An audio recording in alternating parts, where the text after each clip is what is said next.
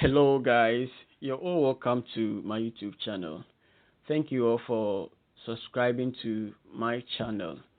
Those of you who have been liking and also sharing, may God bless you all. If you have not subscribed to my channel or try to share some of my videos, kindly do so because it's gonna benefit some of your colleagues as well.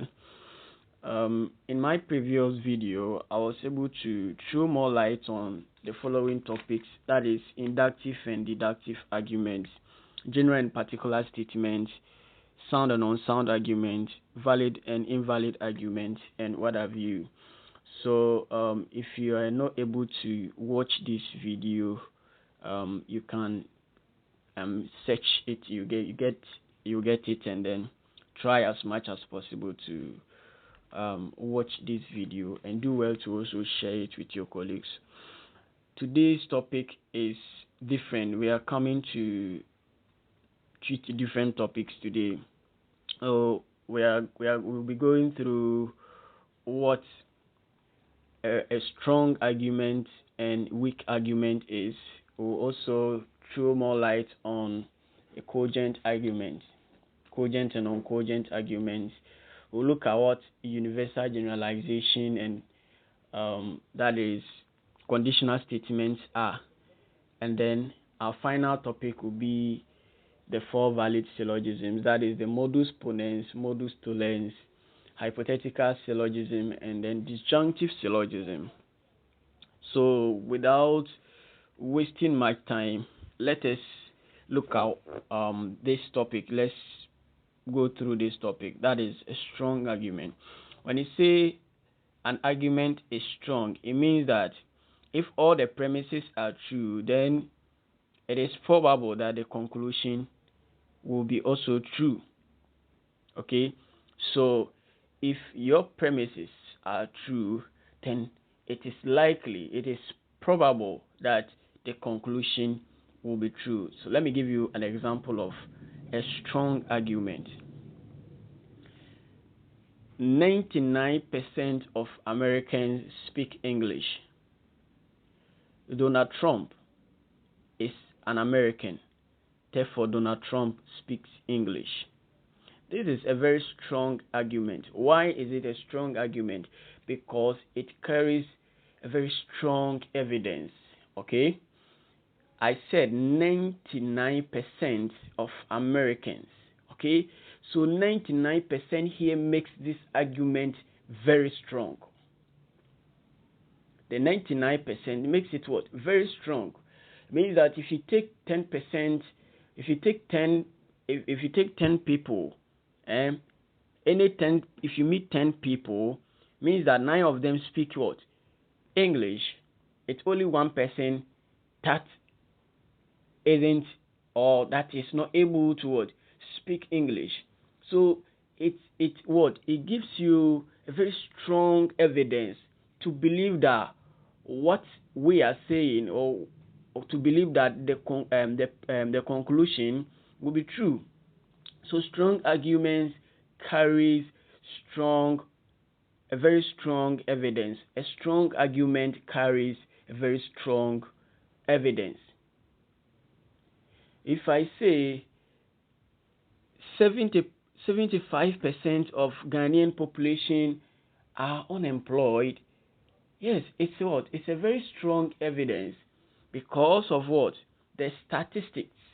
I said 75% of Ghanaian population, they are what? Unemployed.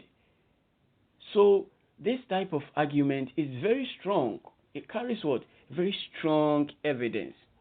So that is all about what? A strong argument. Let's look at what a weak argument is. A weak argument means if the premises are true, then it is possible for the conclusion to be false. Okay, so a weak argument, example of a weak argument is 25% of Americans vote. 25% of Americans vote. Jessica is American, therefore Jessica votes. with this type of argument, it's an inductive argument, okay?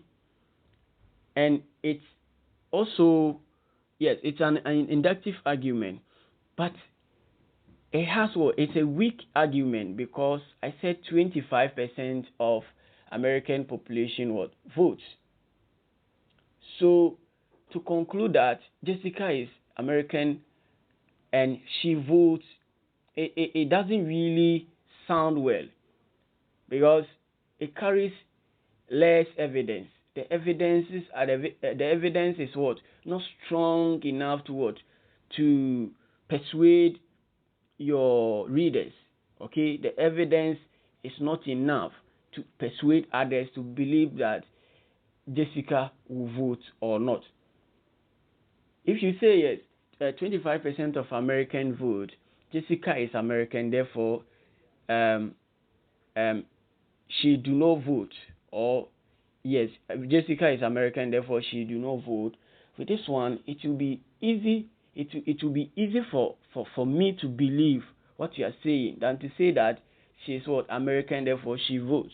So for strong argument, it carries strong evidence, and for weak argument, it carries what? A very weak evidence.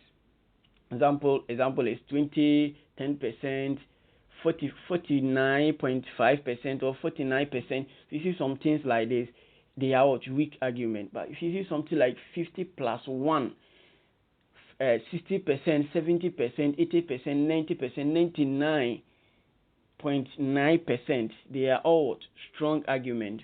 And for strong argument, strong and weak argument, they are all inductive arguments. Pay attention to this or take note of this. They are all what? Inductive arguments. Now let's move to our next topic, which is a cogent argument. When you say a cogent argument, it means that if an argument is what? Strong and it has what? All true premises. So cogent argument is what? An argument with what? Strong argument. Okay, and also has what? True premises. That is what? A cogent argument. Let me give you this example. Like what I stated earlier. I said 95% of Americans speak English. Donald Trump is an American, therefore he speaks English. With this argument, it is what? A cogent argument because it is true.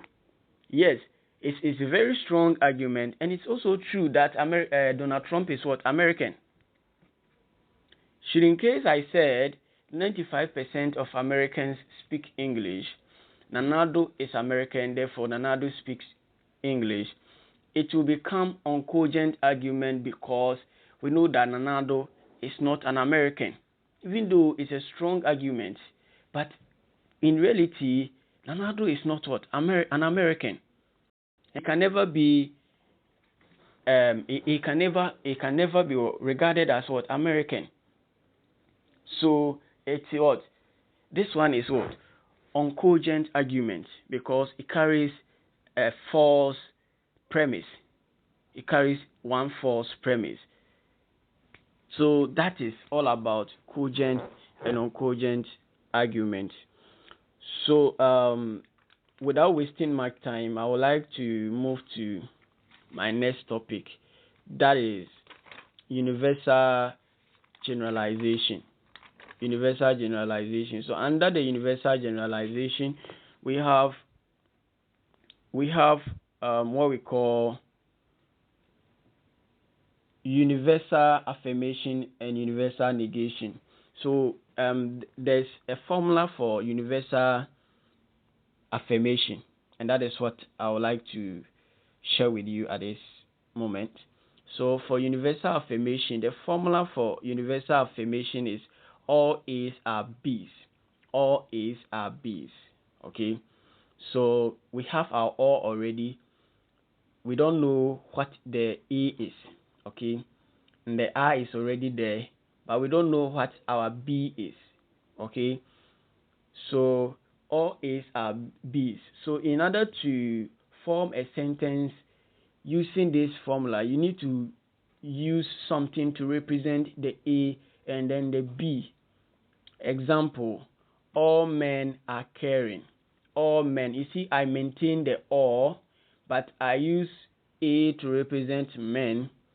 I maintain my R, okay, and I use caring to represent what? The B. So we have what? Our A and B now. So the A is what? Men. And then the A is what? Men. And then the B is what? Caring. I hope you are with me. So the formula, as I stated, for universal affirmation is what? All A's are B's. So all men are caring is what? A universal affirmation. All girls are all girls are good.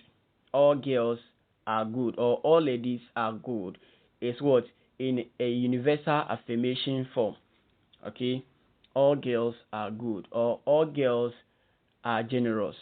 It is what? It is in universal affirmation form. Another example is all snakes are poisonous. It is still, this type of statement is what? A universal affirmation. So in your exams, they can give you something like this, and they ask you to identify the type of statement they are talking about. So you quickly select, or you quickly choose your answer. That is what? A universal affirmation. So you are affirming something. As we go forward, you understand what I'm talking about. Another example, I'll give you more examples in order to understand them. Every metal expands when heated. Every metal expands when heated. You get it? So metal become my A, and then heated becomes what? My B. Or students what? Students cheat in exams. Students cheat in exams. All students cheat in examination hall. So students becomes what? My A, and then exams comes what? My B. So that is all about universal affirmation. When you say a negation, universal negation is the opposite of what? Universal affirmation. So with the negation, we are coming to what? Turn the universal affirmation. We are coming to what? Change those statements to what? A negative form. Already the universal affirmation is already in what? A positive form. So we are changing them to what? To a negative form. And the formula for universal negation is what? No A's are B's. No A's are B's, or all A's are not B's. Example, no student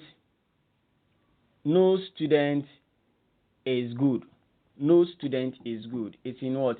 A universal negation form. Or if I say all students are not good, it is still the same. All students are not good. Still the same. Another example, no student cheat in exams is what?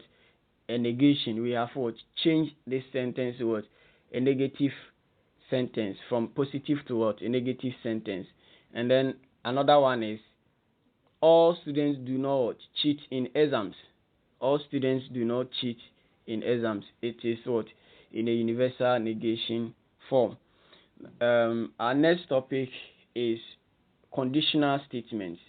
Conditional statement. So what is a conditional statement? What is a conditional statement? So for conditional statement, they are expressed in this form. That is, if X is an A, then X is a B. If X is an A, then X is a B. For example, if you pay your school fees, you'll be allowed to write your exams. So for conditional statement, it has these two words. In order to have a conditional statement, these words must be present. That is if and then. That is another way of what? Identifying whether your statements are in what? a conditional form or not. So always don't forget your if and then. Another example, if you want to go to heaven, then follow Jesus. If you want to go to heaven, then follow Jesus. Is what? A conditional statement. If you want to marry, then be respectful. If you want to marry, then be respectful. It is what? A conditional statement. If you need money, then work hard. If you need money, then work hard. It's what? A conditional statement. And under the conditional statement, we have what we call the antecedent and then the consequent. When you talk of antecedent is the word that comes immediately after if, the word if. Okay, antecedent is the word that comes immediately after if. Okay, so with the examples I gave to you, I said, if you want money, then you must work hard. If you want money, then you must work hard. And I said the sentence that comes immediately after if. So if you want money, then you must work hard. So the antecedent become you want money. Okay? You want money. So I've taken off the if. You want money becomes what? My antecedent. You want money becomes what? The antecedent, because what? It comes immediately after the if.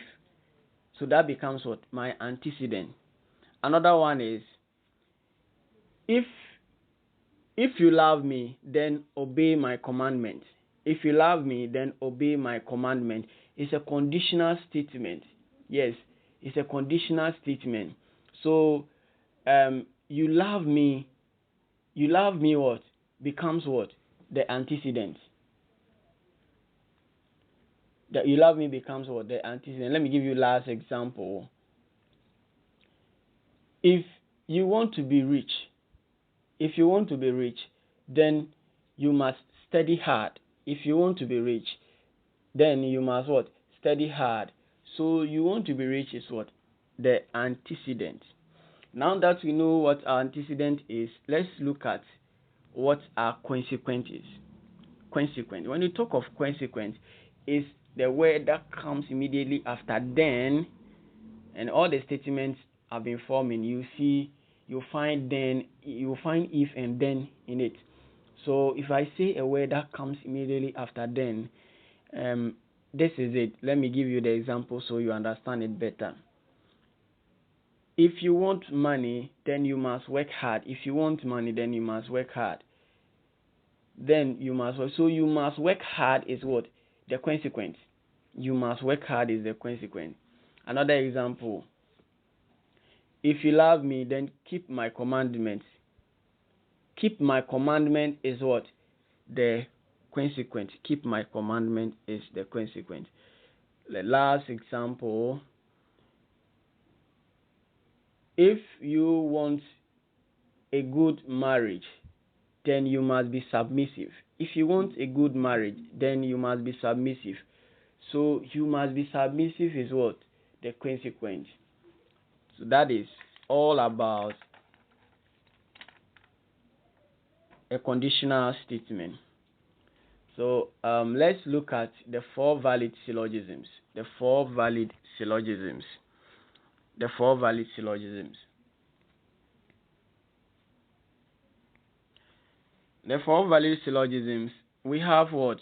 The modus ponens, modus tollens, disjunctive syllogism, and then hypothetical syllogism. So we'll delve more into these topics for you to understand them better.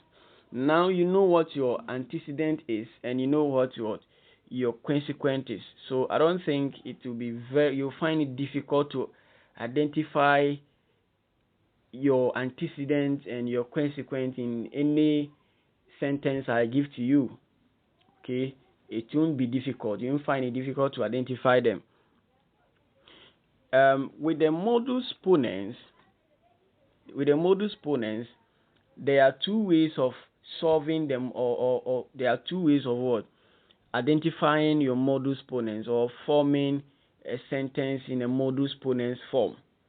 The first one is affirming the antecedent. Affirming the antecedent. So I'm gonna use this strategy to teach you how to what understand the modus ponens. Then after that, I'll give you a formula for you to use that formula to what identify your modus or form a sentence in a modus ponens form.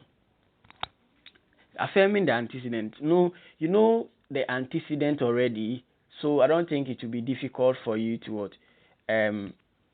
identify your antecedent. If I say all UG students are smart, all UG students are smart, which one is the antecedent? The antecedent is what? UG students. Okay, UG students is the antecedent, and smart is the consequent. So the definition says that we should affirm the antecedent. We should affirm the antecedent. So we are coming to what? We are coming to affirm UG student. So in order to affirm the antecedent, you need to what? Look for something and then use it to represent the antecedent. Okay? Either you use someone to represent the antecedent, which is what? UG student, or either that is how you should do it. Either you use something or a person's name or whatsoever, you use it to what? Represent the antecedent, and that is what we mean affirming the antecedent. Affirming. So you are affirming it. Okay. So this is how it will be.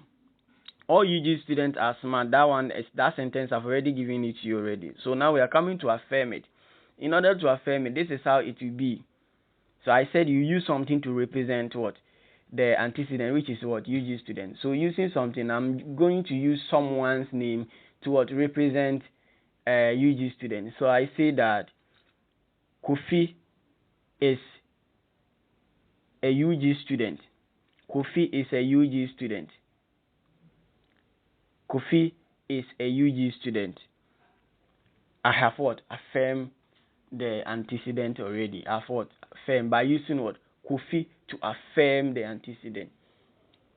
So the conclusion, if all UG students are smart and Kofi is a UG student, then the conclusion would be difficult for you. Therefore, Kofi is smart. All UG students are smart. Kofi is a UG student. It means he's what? Smart. This one, you need not to think much. Okay, it's very easy to what? Come with a conclusion. That is what? This is a deductive. A deductive argument. It's a deductive argument. Another example, all footballers are rich. All footballers are rich. So if we are to affirm this statement, what will it be? It will be in this form. All footballers are rich. Okay, that is what the statement I've already given to you.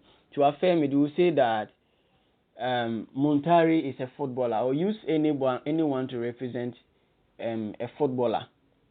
So that is what we mean. What we mean by what? Affirming the antecedent. So Montario is what? A footballer. Therefore, he's rich. That is what? A modus ponens. Modus ponens coincide with what? The deductive argument. The deductive argument. So that is all about modus ponens, and this is the first stage. The second way of what? Identifying your modus ponens is this formula by the use of what? This formula. All A's are B's. This is A. Therefore, this is what? B. All A's are. This is the formula for modus ponens. So I decided not to give you the formula in order to explain it this way for you to understand it. So if you are still not getting it, now you know that you know how to form a sentence in a universal affirmation form. Okay, so all A's are B's. You know that one already. And you see, if this is A, then you use something to what? Represent, then this is B. That is all. That is it. So example, all men are caring. J is a man, therefore he's caring. That is it. It's a modus ponens. Let's move to our next topic. That is modus tollens. Modus tollens means denying the consequent. Denying the consequent. If you say denying the consequent, what does it mean? It goes in this format.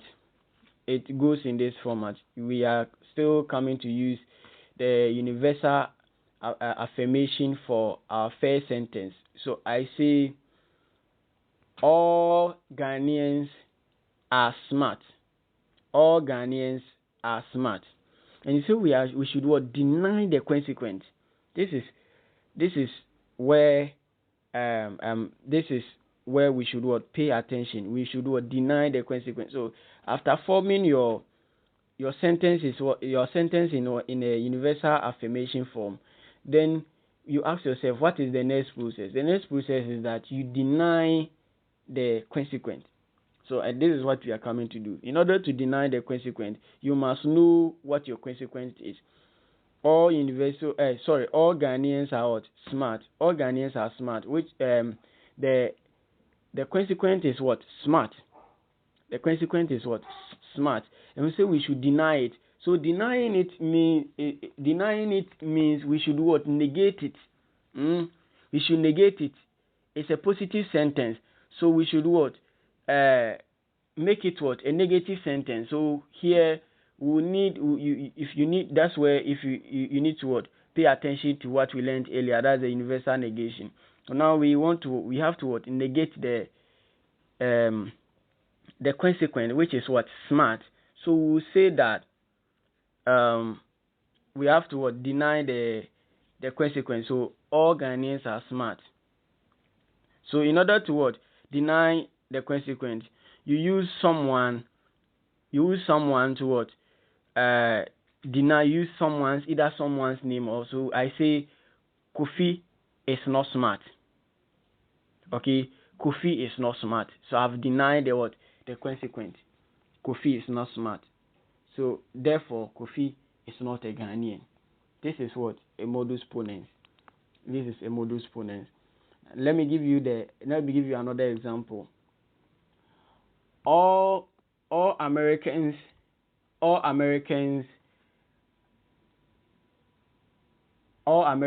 are beautiful. Donald Trump is American. Donald Trump is not American. Therefore, he is not beautiful. It's just like that. So you deny it. So the formula is all A's are B's. This is not A. Therefore, this is not B. Okay, sorry. All A's are B's. This is not B. Therefore, this is what? Not A. So that is the formula. So kindly pay attention to the one I gave to you earlier. It's not correct formula. So use this formula. All A's are B's. This is not B. Therefore, this is what? Not A. So that is the formula for modus ponens. Let's move to our next topic, which is what? A disjunctive syllogism. Disjunctive syllogism is the most cheapest topic is the most cheapest one among the syllogisms. This one is very simple. The formula goes this way: either A or B, not A, therefore B. And you know that the A is always the antecedent, and then the B is what? Your consequent. So either A or B. Let me form this sentence. Either Ama or Ajua stole the money. Either Ama or Ajua stole the money. And the next one says that not A. And we know that our A is what? Ama. Okay. The sentence I gave to you, I said either Ama or Ajua stole the money. Either Ama or Ajua stole the money. So Ama is what? The consequent. The antecedent, which is A, and Ajua is what? The B, which is the consequent. So now we said the formula says that either A or B, not A. So not A means that it is not what? Ama. Okay, either Ama or Ajua. So not A, then it means not Ama. And then the last one says what? Not B, then not Ajwa. So that is how it should be. So let me go back again. Either Ama or Ajwa stole the money. Ajwa didn't steal the money. Therefore, Ama stole the money.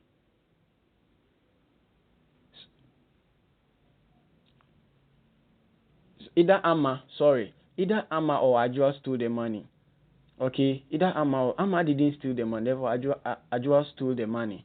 So that is how it should be. So for this one, it normally goes this way. It happens whenever there is a suspicion between two people. Okay, whenever you are suspecting two people, you know that it's either person A or B. So if you confirm from person A and he says he's not the one who did it, then it is likely that it will be what? The other person that you suspect. And that is what? A disjunctive syllogism.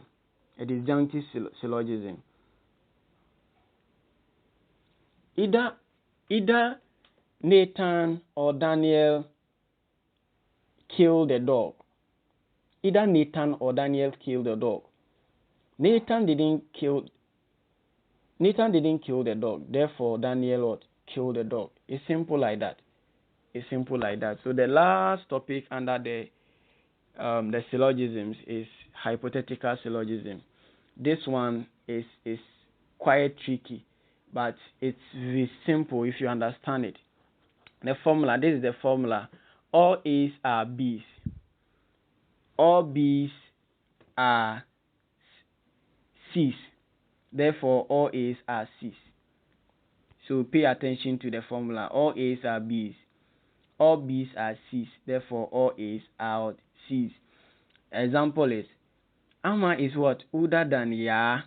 So Ama is my A and Ya is what? My B. And the next thing under the next one within the formula, I said that B's are what? C's. So we know that B is what?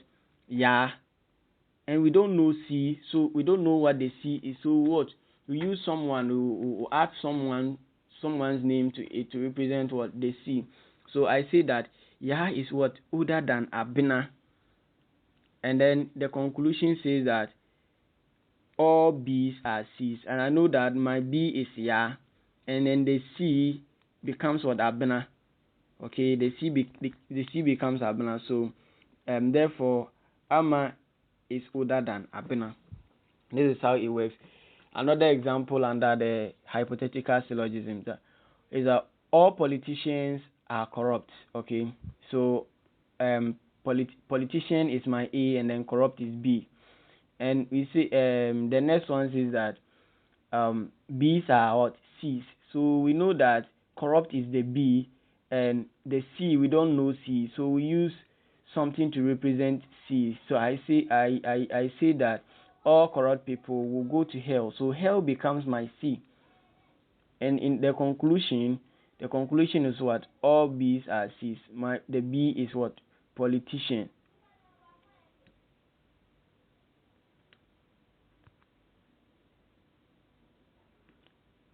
Sorry. So with the conclusion is what? All A's are C's. All A's are what? C's. So the A is what? Politician. And then the C is what? Hell. So therefore I say that all politicians will go to what? Hell. All politicians are corrupt. All corrupt people will go to hell. Therefore, all politicians will go to hell. This is what? A hypothetical syllogism. That's a hypothetical syllogism. So that's what I have for you. In my next video, I'm going to throw more light on the causal reasoning and the rest of the topics that you have not covered. That is section 7, verifiable and confirmable statements. That is enumeration and the rest of the topics, as I said. I'm going to come out with another video. See you next time. God bless you all.